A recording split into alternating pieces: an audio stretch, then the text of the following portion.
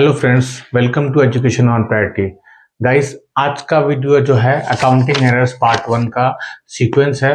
पिछले वीडियो में मैंने बताया था कि अकाउंटिंग एरर्स कौन कौन सी होती हैं, उसके क्या टाइप होते हैं और उनको कैसे आइडेंटिफाई किया जाता है। आज के वीडियो में जो है हम लोग कुछ एग्जांपल्स के साथ बात करेंगे। कुछ एंट्रीज में आपको सिखाऊंगा कि जर्नल एंट्रीज कैसे की जाती हैं, कैसे उन एरर को रेक्टिफाई किया जाता है। तो गाइज, आप इसके लिए मैंने कुछ जो है एंट्रीज का कलेक्शन किया है, जो आपके पास वीडियो में साइड में एक स्लाइड चल रही होगी, उसमें से आप उस क्वेश्चन को देख सकते हैं। और उसके साथ साथ मैं उस क्वेश्चन को मैंने प्रिंट आउट भी लिया है और उस क्वेश्चन को मैं यहाँ पे आपके सामने सॉल्व भी करूंगा। तो चलिए गाइज, आज का वीडियो शुरू करते हैं। गाइज, अगर आपने मेरे चैनल को सब्सक्राइब ना किया हो तो प्लीज चैनल को सब्सक्राइब किया और मुझसे जुड़ जाइए, ताकि जो मेरे सारे लेटेस्ट वीडियो हैं वो आप तक जल्दी से जल्दी पहुंचे। तो गाइज, आज का वीडियो शुरू करते हैं। तो हमने बात करी थी अकाउंटिंग एरर्स की। अकाउंटिंग एरर्स कौन कौन सी होती हैं? वो 4 टाइप की होती हैं। तो वो मैंने आपको पिछले वीडियो में बताया था, और वो उसमें जो एरर्स होती है उनको कैसे रेक्टिफाई किया जाता है वो मैं आज आपको बताऊंगा। तो गाइस, जो मैंने प्रिंट आउट लिया है कुछ एंट्रीज का, इसके अंदर सबसे पहले तो आप ये जानिए कि अकाउंटिंग एरर्स आपको पता कैसे चलती है। कभी कुछ गड़बड़ होगी तो भी पता चलेगा। फॉर एग्जाम्पल, जैसे आपने ट्रायल बैलेंस बनाया, उसका डेबिट साइड होता है, एक क्रेडिट साइड होता है। ठीक है, नॉर्मली ये दोनों साइड बराबर होते हैं। अगर कोई भी साइड बराबर नहीं होता तो हम लोग क्या करते हैं, उसको बराबर करने के लिए जो बैलेंस होता है उसको सस्पेंस में डाल के, जैसे फॉर एग्जांपल ये 10,000 है, यहाँ पे इसका आ रहा है 10,000 और यहाँ पे कम आ रहा है 8,000 आ रहा है, तो मैं 2,000 उसको डाल के इसका बैलेंस बराबर कर दूंगा। ठीक है, यहां पे तो मैंने इसको बराबर कर दिया, लेकिन गाइज ये टेम्परेरी सॉल्यूशन होता है, ये परमानेंट सॉल्यूशन नहीं होता है। तो इसके लिए मैं परमानेंट सॉल्यूशन के लिए क्या करेंगे, मीनवाइल मैं सस्पेंस अकाउंट में डाल के उसको ट्रायल बैलेंस को बराबर करता हूं और सस्पेंस अकाउंट को चेक करता हूं कि ये कैसे कैसे हो। जैसे जैसे मुझे अपनी गलतियां मिलती जाएंगी वैसे वैसे जो है मेरा जो है अकाउंट बिल्कुल सही होता जाएगा। तो गलतियां किस टाइप की होती हैं? तो जैसे मेरे पास एक एग्जांपल है, इसमें यहां पे लिखा है कि ट्रायल बैलेंस, आपको साइड में स्क्रीन पे भी दिख रहा होगा, trial balance of Anurag did not agree, it showed an excess credit of 10,000। यानी कि उसका जो है ट्रायल बैलेंस जो है मुझे नहीं दिख रहा, ट्रायल बैलेंस के अंदर जो है मुझे 10,000 रुपए का डिफरेंस था, ज्यादा आ रहा था, तो 10,000 को मैंने सही कर दिया। अब लेकिन मुझे 10,000 की एंट्रीज ढूंढनी है कि कौन कौन सी एंट्रीज हो सकती है। ठीक है गाइस, तो किस किस टाइप की एंट्री? जो पहली एंट्री है गाइस, इस इलस्ट्रेशन के अंदर मैंने जो है 2 क्वेश्चंस को मर्ज कर दिया है, 2 क्वेश्चन, ताकि आपको ज्यादा से ज्यादा एग्जांपल आपके साथ शेयर हो सके। तो पहली है sales return book overcast by 1,000 rupees. यानी कि जो आपकी सेल रिटर्न बुक होती है ना, सेल रिटर्न वो 1,000 से ओवरकास्ट है, यानी कि इसका बैलेंस 1,000 रुपीज कम होना चाहिए, लेकिन इसका बैलेंस जो है 1,000 रुपीज ज्यादा हो गया है। तो ज्यादा हो गया तो करेक्ट करने के लिए क्या करेंगे, हम इसको कम कर देंगे। तो ये बेसिकली सेल रिटर्न जो होती है, इसका बैलेंस जो होता है हमारे पास डेबिट बैलेंस होता है, हमेशा याद रखिएगा, इसका डेबिट बैलेंस होता है। ठीक है, और परचेज रिटर्न होती है, उसका क्रेडिट बैलेंस होता है, क्योंकि सेल रिटर्न हमारे पास आ रही है और परचेज रिटर्न को हम भेज रहे हैं, जो हमने परचेज किया उसको हम रिटर्न कर रहे हैं, तो हमारे पास से जा रही है तो उसका क्रेडिट बैलेंस होगा। और जो हमारे पास माल आ रहा है, डेबिट वर्ड कम्स इन, जो हमारे पास आ रहा है वो हमारे लिए डेबिट होगा। यानी कि हमने किसी को सेल किया और उसने रिटर्न कर दिया और 1,000 रुपए उसका ज्यादा बैलेंस हो गया, तो इसका डेबिट बैलेंस होता तो 1,000 रुपए ज्यादा हो गया डेबिट, तो इसको क्या करेंगे, कम करने के लिए इसको क्रेडिट कर देंगे। तो टू सेल रिटर्न, नोट कर लीजिए, सेल रिटर्न का बैलेंस अगर ओवरकास्ट हो जाए, सेल रिटर्न का बैलेंस अगर ओवरकास्ट हो जाए तो उसके लिए सेल रिटर्न को क्रेडिट कर दो, क्योंकि सेल रिटर्न का डेबिट बैलेंस होता है। अगर ये अंडरकास्ट हो जाता है तो इसको डेबिट कर देंगे। ठीक है, तो सेल रिटर्न को हमने 1,000 रुपीज से क्रेडिट कर दिया। अब डेबिट किसको करेंगे, डेबिट करेंगे हम लोग सस्पेंस को, सस्पेंस अकाउंट डेबिट। ठीक है, पहली ये एंट्री हो गई। अगली जो एंट्री है ये बेसिकली 11th 12th क्लास के जो चैप्टर है एरर्स एंड देयर रेक्टिफिकेशन, ये उसके अंदर आता है। ठीक है, तो उनके पास ऐसे क्वेश्चन आएंगे तो उनको इस तरीके से करना है, उसकी जर्नल एंट्री ऐसे बनानी है। ठीक है, ये पहला क्वेश्चन है। उसके बाद दूसरा है परचेज बुक। जो परचेज बुक अंडर कास्ट है 600 रुपए से। परचेज बुक जो है अंडर कास्ट है 600 रुपए से। तो परचेज का भी बैलेंस हमेशा डेबिट होता है, क्योंकि परचेज जो करते हैं हमारे पास माल आ रहा है, डेबिट वर्ड कम्स इन, जो भी कुछ आ रहा है हमारे पास माल वो परचेज हो गया। तो परचेज का बैलेंस जो है अंडर कास्ट है, यानी कि कम हो गया है, कम उसको एंड किया है। तो इसको हम बढ़ाने के लिए क्या करेंगे, इसको परचेज को डेबिट कर देंगे, परचेज अकाउंट डेबिट। ठीक है, अब टू किसको करेंगे, टू हम सस्पेंस को कर देंगे।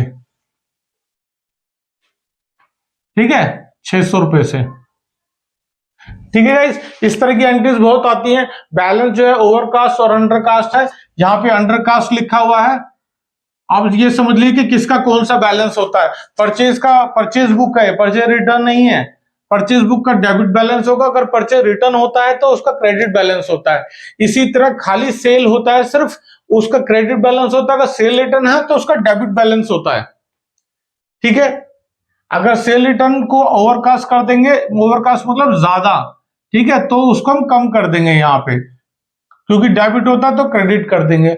अगर यहां पर खाली सेल होता तो फिर हम इसको ऊपर ले जाते। ठीक है, आगे बढ़ते हैं। अगला पॉइंट है goods return to Ram 1000 were recorded through sales book. ठीक है, राम को रिटर्न किए गुड्स 1000 की, राम को रिटर्न की हमने 1000 की। ठीक है, और इसको सेल्स के थ्रू रिकॉर्ड कर लिया है, यानी कि ये हमारी राम से हमने परचेज किया था। ठीक है, राम से हमने परचेज किया था और 1000 का ज्यादा का परचेज किया होगा, लेकिन उसमें से हम लोगों ने 1000 का रिटर्न कर रहे हैं, तो ये हमारी क्या हो गई, परचेज रिटर्न हो गई। ठीक है, परचेज रिटर्न हो गई, तो इसको हमने क्या कर दिया, इसको हमने सेल से वो कर दिया।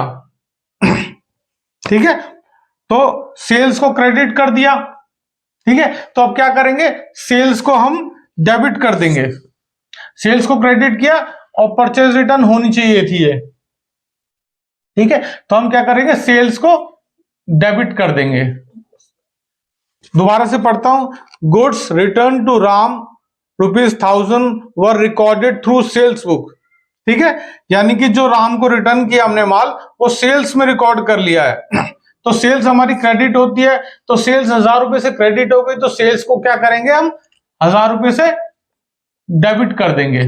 ठीक है, अब डेबिट कर देंगे, और ये तो कहीं रिकॉर्ड ही नहीं हुआ, तो इसको हम क्रेडिट कर देंगे, परचेज रिटर्न। यानी कि ये एंट्री होनी चाहिए थी, परचेज रिटर्न की एंट्री होनी चाहिए थी, ये एंट्री नहीं हुई।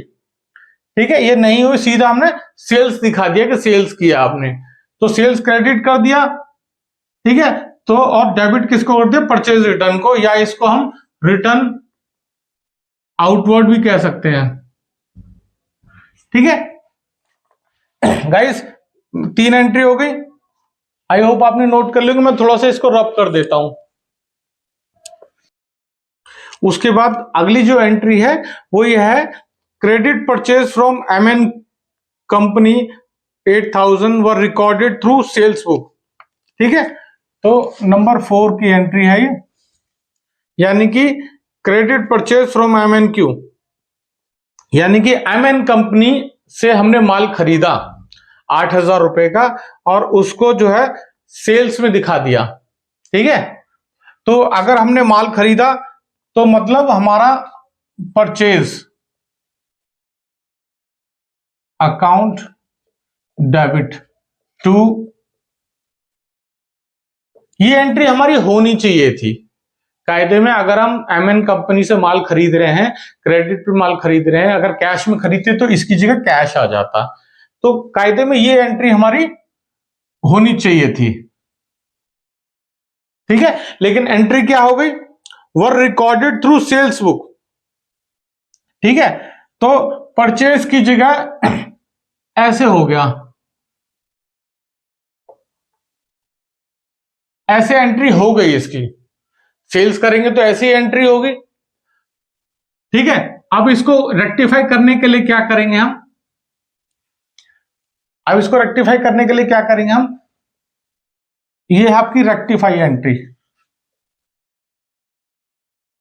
ये मैं आपको एक्स्ट्रा बता रहा हूं, ये आपको एग्जाम में नहीं लिखना है, कि आपकी नॉलेज के लिए कि रेक्टिफिकेशन एंट्री आई कहां से।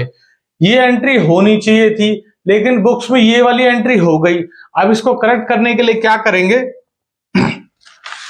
परचेज को डेबिट कर दो, क्योंकि वो डेबिट होना चाहिए था, ठीक है, 8,000 से। उसके बाद सेल क्रेडिट हो गया है, सेल को भी डेबिट कर दो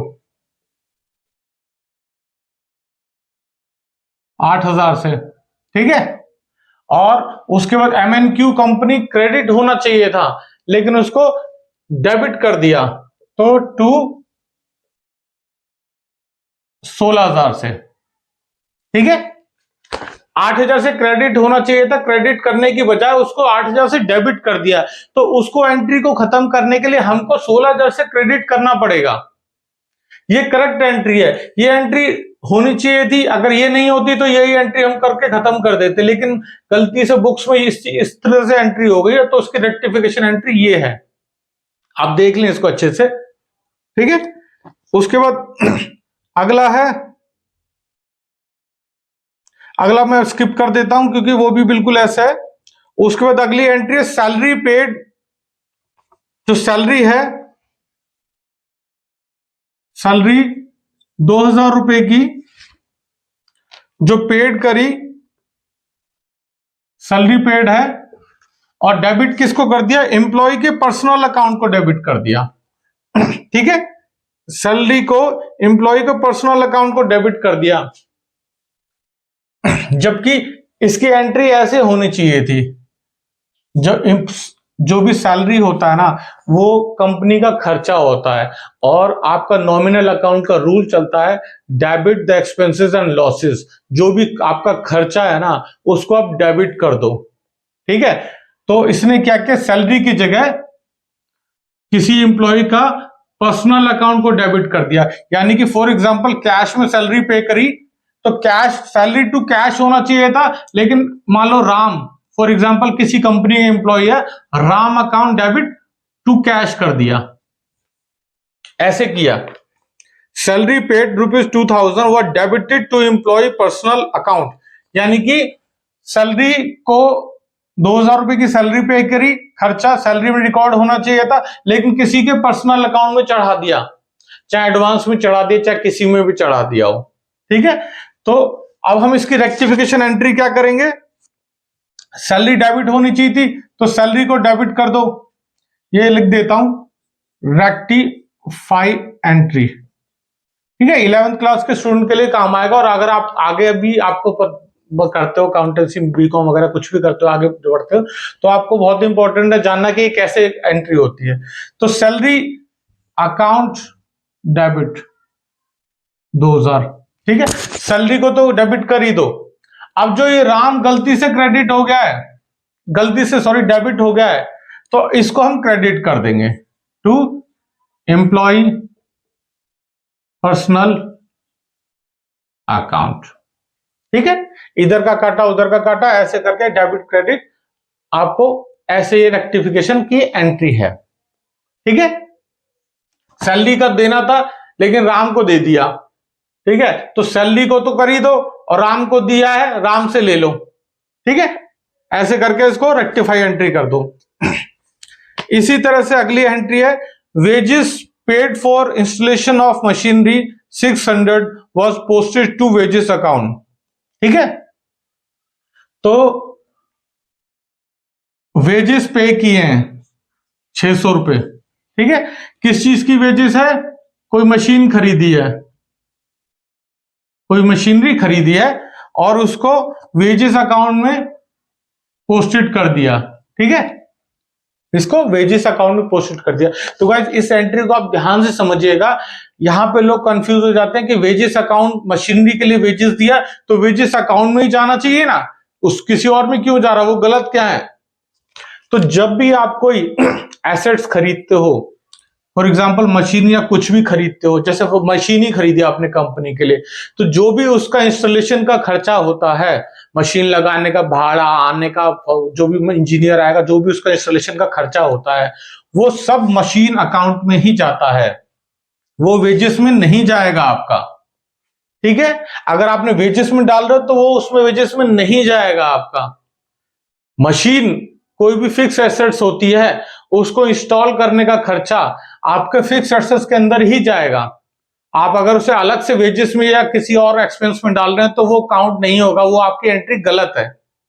तो यहां पर यही किया, जो मशीनरी लगाने का वेजेस था, मशीनरी का वेजेस था, उसको प्रॉपर वेजेस अकाउंट में डाल दिया, मशीन अकाउंट में नहीं डाला, ठीक है। क्योंकि एंट्री होनी चाहिए थी मशीन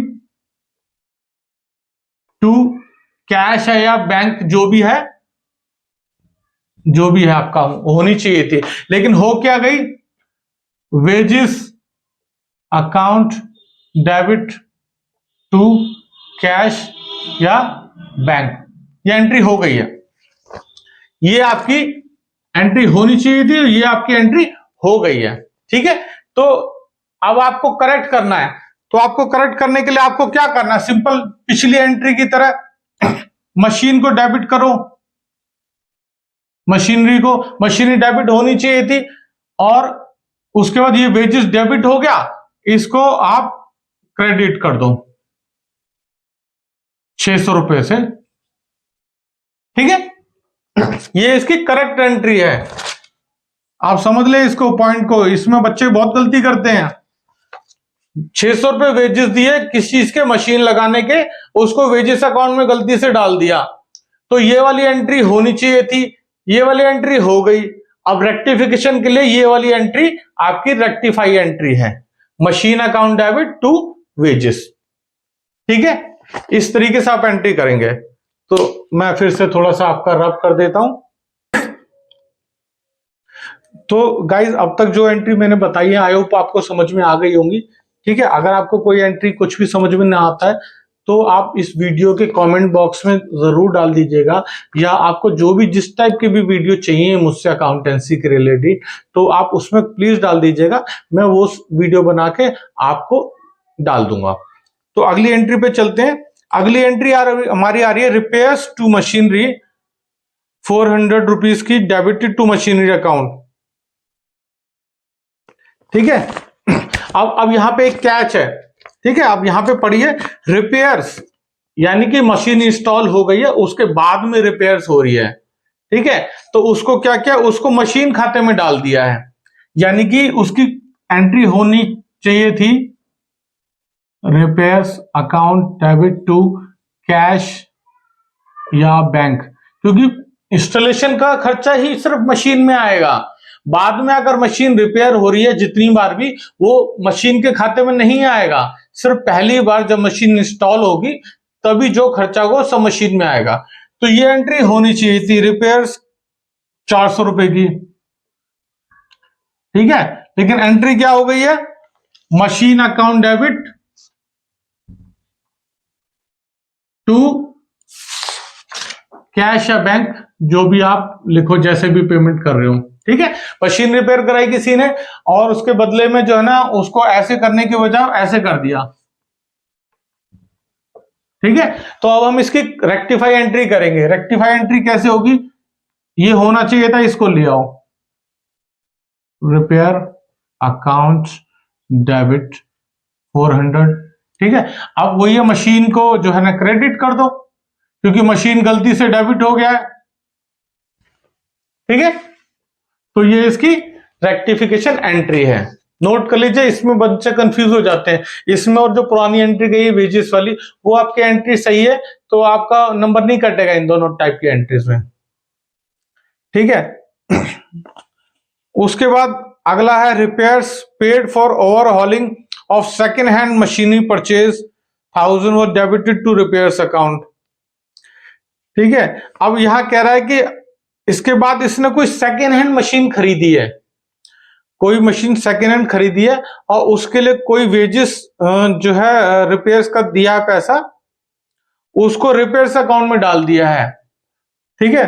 यानी कि 1000 रुपए डेबिटेड टू रिपेयर्स अकाउंट,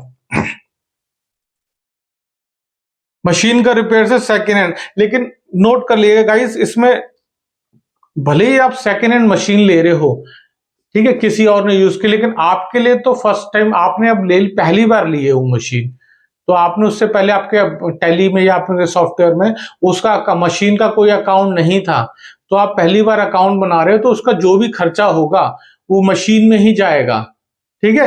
तो मशीन को ढुलाई ओवरहॉलिंग दिया, सेकेंड मशीन को 1000 रुपए उस पर खर्चा किया, उसको रिपेयर्स अकाउंट में डाल दिया, ठीक है।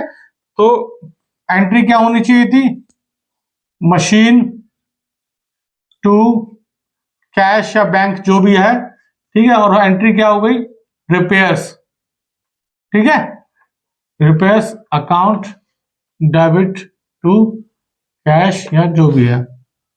तो वही इसकी रेक्टिफाई एंट्री क्या होगी, मशीन को डेबिट कर दो, जो भी सेकेंड हैंड मशीन ली है,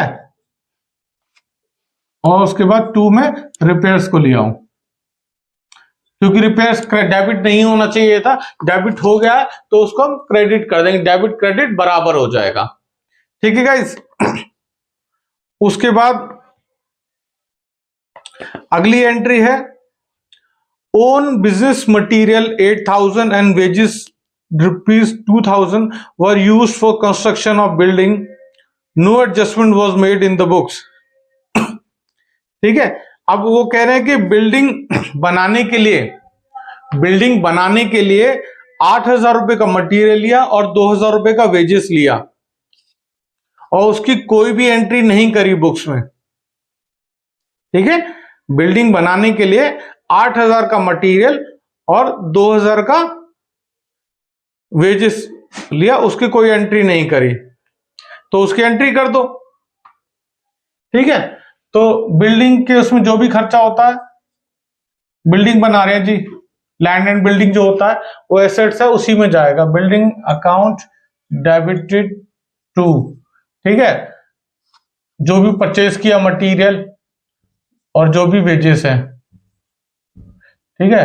तो 8000 का मटेरियल, 2000 की वेजेस, यहां 10,000 कर दो, ठीक है। इस तरीके से आपका ये एडजस्टमेंट एंट्री हो गई। दोबारा पढ़ता हूं, अब बिजनेस मटेरियल 8000 रुपए का और 2000 की वेजेस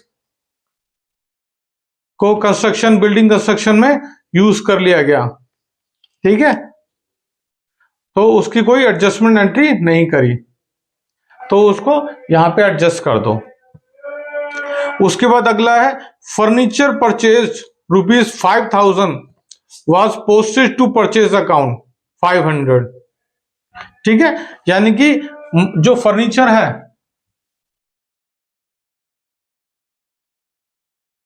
फर्नीचर 5000 का फर्नीचर खरीदा, ठीक है, और परचेज अकाउंट में 500 डाल दिया, ठीक है, किस में डाल दिया, परचेज अकाउंट में, ठीक। तो गाइस यहां पे मैं आपको थोड़ा सा बताता हूं कि हमने फर्नीचर खरीदा और उसको परचेज में हमने डाल दिया 500 रुपए, तो यहां पे दो गलती करी हमने। पहली गलती, फर्नीचर एक एसेट्स है, वो हमारा परचेज नहीं है। परचेज हम वही कर सकते हैं जिसको हमको सेल करना है। फर्नीचर का बिजनेस नहीं कर रहे हैं हम लोग कोई और बिजनेस कर रहे हैं और उसको हमने फर्नीचर को खरीदा, furniture as a asset use करनी है हमको, ठीक है। फर्नीचर को खरीदा और उसको परचेज अकाउंट में डाल दिया। एक गलती तो एक ही अकाउंट चेंज कर दिया, दूसरी गलती की 5000 का एंट्री था और 500 का एंट्री कर दिया। दो गलती यहां पे किया, तो अब इन दो गलती को ठीक करना हमको, ठीक है। तो इसकी रेक्टिफाई एंट्री, सबसे पहले तो फर्नीचर को डेबिट कर दो 5000 से, ठीक है। फर्नीचर डेबिट होना चाहिए था, ठीक है। उसके बाद परचेज को 5000 से डेबिट कर दिया, तो परचेज को 500 से 500 से क्रेडिट कर दो, ठीक है। फर्नीचर को तो आपने डेबिट कर दिया, 500 को परचेज डेबिट किया था, 500 क्रेडिट कर दिया। बाकी बचा पैसा कहां डालेंगे? तो बाकी बचा पैसा हम लोग सस्पेंस में डालेंगे,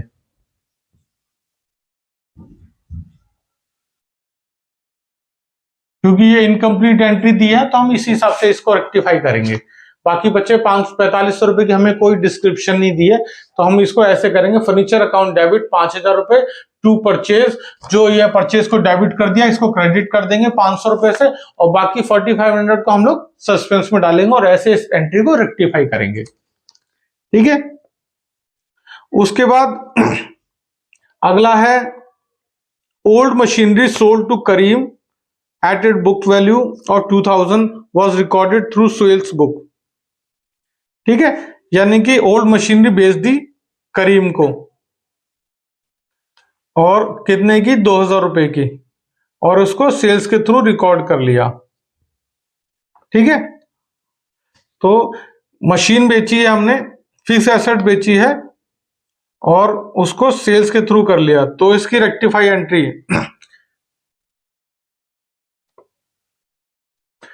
यानी कि करीम को बेचा ना हमने, करीम को अकाउंट डेबिट द रिसीवर वाला रूल आएगा गाइस, टू मशीनरी, ये एंट्री होनी चाहिए थी, ठीक है। करीम को बेचा, करीम रिसीवर है और हमारे पास से मशीनरी हमने चली गई है, ठीक है। ये एंट्री होनी चाहिए थी, लेकिन एंट्री क्या हो गई है? करीम टू सेल्स, ये एंट्री हो गई है, ठीक है। करीम को तो डेबिट किया है, लेकिन हमने सेल्स को क्रेडिट कर दिया है। नोट कीजिएगा गाइस, करीम को हमने 2000 की मशीन बेची, पुरानी मशीन, फिक्स एसेट्स थी हमारी, पुरानी मशीन बेची, करीम रिसीवर हो गया और मशीन हमारी गई यहां से, ठीक है। फिक्स एसेट्स चली गई 2000 की, लेकिन हमने एंट्री क्या कर दी? हमने एंट्री कर दी, करीम तो ठीक है, करीम को तो डेबिट कर दी, लेकिन हम सेल्स को क्रेडिट कर दिया, हमने मशीन की जगह सेल्स दिखा दिया उसे क्रेडिट में। तो इसकी रेक्टिफाई एंट्री क्या होगी? सेल्स को क्रेडिट कर दिया है तो सेल्स को डेबिट कर दो, ठीक है। और मशीन को क्रेडिट कर दिया तो मशीन तो क्रेडिट होगी, तो सेल्स टू मशीन, ठीक है। ये आपकी रेक्टिफाई और करेक्ट एंट्री है, ठीक है गाइस। तो इस तरीके से आपको करना है। अब एक लास्ट एंट्री और बच रही है, total of sales return book 3000, sales return 3000 की were not posted to the ledger, ठीक है। यानी कि सेल्स रिटर्न जो था उसको पोस्ट ही नहीं किया। तो सेल्स रिटर्न का बैलेंस मैंने अभी बताया था स्टार्टिंग में वीडियो के, डेबिट बैलेंस होता है, ठीक है। तो सेल्स रिटर्न का डेबिट बैलेंस 3000 को रिकॉर्ड ही नहीं किया, तो रिकॉर्ड कर लो सिंपल। तो क्या करेंगे? सेल्स रिटर्न टू 3000, ठीक है। अब इसको डेबिट तो कर दिया, क्रेडिट किसको करेंगे? हम लोग क्रेडिट करेंगे सस्पेंस को, ठीक है। ये इसकी रेक्टिफाई एंट्री है। रेक्टिफाई नहीं कहूंगा क्योंकि हमने कोई गलत एंट्री की नहीं, हमने बस रिकॉर्ड नहीं किया, हम उसको रिकॉर्ड कर रहे हैं, ठीक है गाइस। तो ये सारा मैंने आपको सारी एंट्रीज बताती है, इसी टाइप की एंट्रीज आती हैं एग्जाम में, इससे बाहर कुछ नहीं आता। मैंने बेसिकली दो इलस्ट्रेशन को कंबाइन करके एक इलस्ट्रेशन बनाया आपके लिए, ताकि ज्यादा से ज्यादा एंट्री आपकी कवर हो सके और आपको पता चल सके कि एग्जाम किस किस टाइप की एंट्रीज आती है। तो गाइज आई होप आपको मेरा ये वीडियो पसंद आया। अगर वीडियो पसंद आए तो प्लीज लाइक कीजिए, सब्सक्राइब कीजिए और कमेंट कीजिए। Thank you.